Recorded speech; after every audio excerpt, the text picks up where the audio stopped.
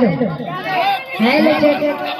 चलिए भैया, हम भोजपुरी गायक नीतीश लाल यादव छोटला, जितना भी हमारे भैया चाचा जितना भी देख रहे हो सब के ऐसे से गोड़ छू के गोड़ लगा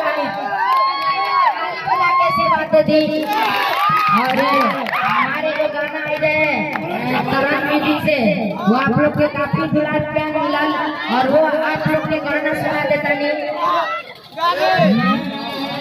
अरे तोरा होती करो पर सब के दिल पर बाबी छुड़िया चलई रुक अरे तोरा होती करो पर सब के दिल पर बाबी छुड़िया चलई रुक अरे पिसावाला के झुमका पहिन के गोरी पिसावाला के झुमका पहिन के गोरी मारा मजा बाजार रे करई रुक पिसावाला के झुमका पहिन के गोरी मारा अरे बाजार में करो भूखा।